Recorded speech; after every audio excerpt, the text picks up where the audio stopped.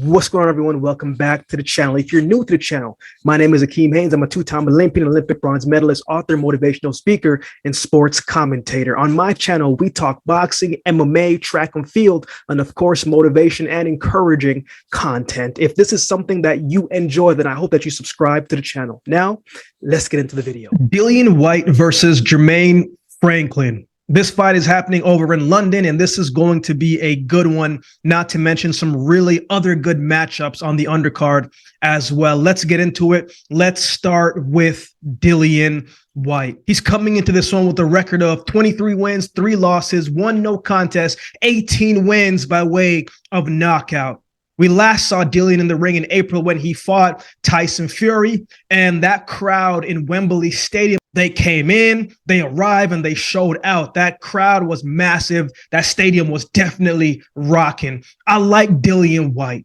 I resonate with his story, especially him being born in Jamaica and moving to UK when he was young, right? He grew up in some tough environments, and that translated over to his boxing. He's a tough, strong-minded fighter. He's been in the ring with some of the best heavyweights in the game today and some of the most notable ones in the game today. Guys like Anthony Joshua, fan favorite Derek Chisora, Alexander Povetkin, and Tyson Fury. So Jermaine Franklin is going to have to rely on his skills and his youth and his athleticism because Dillian Whyte has seen probably everything in the ring at this point. Now, Dillian Whyte is a slick heavyweight to me, not in the sense of his speed or his dynamic movement, but in how he slips in certain punches. He's a heavyweight, so you know he's got the power in his shots, but I think one of his best shots is the uppercut, right? That he likes to slip in from in close. It's subtle, it's quick, it's sharp, and it's filled with power and accuracy, and it catches you off guard and backs you up. This is also a guy who does not neglect the body. I mean, they call him the body snatcher for a reason because he rips to the body with power, accuracy, and force. I remember watching his fight against Derek Chisora. I think it was in the second fight when he hit Derek with a body shot, right? And it was so loud. You could feel it. It was so loud that Chisora was just like, man, like that was a good shot, right? And I think another thing that's not talked about as much with Dillian Whyte is his counter-punching ability, right? He's a decent counter-puncher. He might get clipped with a shot, but he's always going to come back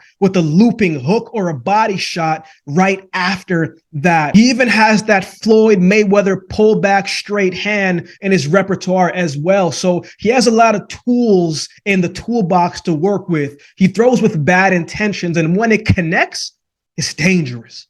But when he misses wide, and he's gotten in trouble when he does miss and doesn't connect. In his recent fight against Tyson Fury, that to me wasn't the Dillian Whyte that I was expecting to see, right? He was trying to outbox Tyson Fury, and with Tyson Fury's reach and head movement and quickness on his feet, you're not going to outbox him. And Dillian looked a little bit slow to me in that fight, very stagnant and a little bit too patient, gave Tyson Fury too much respect, and he let Tyson Fury control the fight. His shots were wide at times, looping at times, and going into the 5th round, his legs looked like they were gone. He didn't look very well conditioned to me in that fight, right? I didn't like that performance from him. It wasn't his best, and I'm sure he will be looking to rebound from that. But nonetheless, I mean, Dillian Whyte has a tough night for anyone, and he's going to try to put on a show. He's going to try and get back into the win column because he does want that rematch, and a loss against Jermaine Franklin is not going to help him get that rematch. So I'm anticipating he's going to come in and he's going to try to win in style. Let's talk about his opponent, Jermaine Franklin, who's coming into this one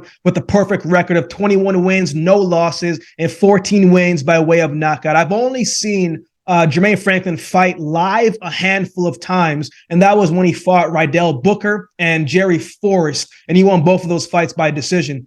But he took some time after his recent fight in 2019 for some personal reasons, but it's good to see him back inside the ring. Franklin is a quick heavyweight, right? He's got good power, good hand speed, good jab, good combinations, decent head movement. He's a good fighter. He's an explosive fighter. And you can see he's got some skills, right? When you're watching the tape, he can move in the ring. But this is a step up for him level-wise. He hasn't fought someone with the skills and the experience like Dillian Whyte. And he's been beating a bunch of his opponents with just straight athleticism, right? And he's going to have to do a little bit more than just be athletic and depend on that God-given talent and skill to beat Dillian Whyte. His technique is good, but he's going to have to use his footwork a lot more in this one. His defense, to me, is also inconsistent. Sometimes he's responsible and he moves his head and his torso and is able to use his angles to get out of the way. Other times he's very stagnant and stays in the same spot, right? Whyte will punish you with combinations and body shots if you are stagnant. I think Jermaine Franklin's best bet is to fight from the outside and use a little bit of that athleticism. He's the younger fighter, and if he can use his legs and use his jabs and that explosiveness to an advantage and move laterally and not get pushed back more, fighting off his back foot and get off the ropes, he'll have a lot of success in this fight, because I do think his hand speed is a little bit quicker than Dillian Whyte, and Dillian Whyte is getting a little bit older, right? So the youth aspect of it, conditioning-wise, you would hope that Jermaine Franklin comes in better shape and better conditioning than Dillian Whyte. And if he can use his movement and take him into the later rounds while not neglecting the jab, there's a good chance that he might be able to outlast Dillian Whyte if his conditioning isn't up to par. Dillian looked a little bit gassed and tired in the 5th and the 6th round of his fight in his last one against Tyson Fury. Can he do more of the same and use the conditioning to his advantage? So who wins? I think Dillian Whyte wins this fight by knockout. Whyte, to me, is still hungry. He wants that rematch against Tyson Fury, as I said, so we cannot lose. And I think he's going to come out with something to prove.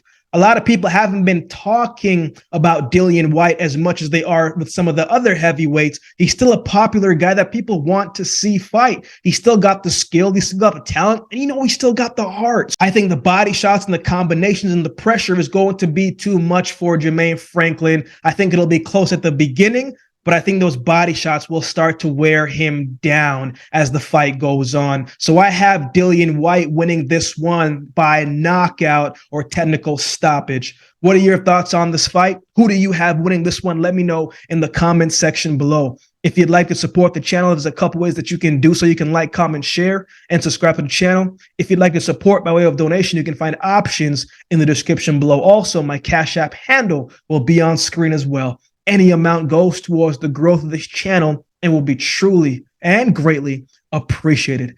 If you'd like to follow me on social media, you can find my social media handles on screen as well. So with all that being said, if you've been watching the video this long and enjoying the content, then do me a favor and subscribe to the channel, and we'll definitely see you next time.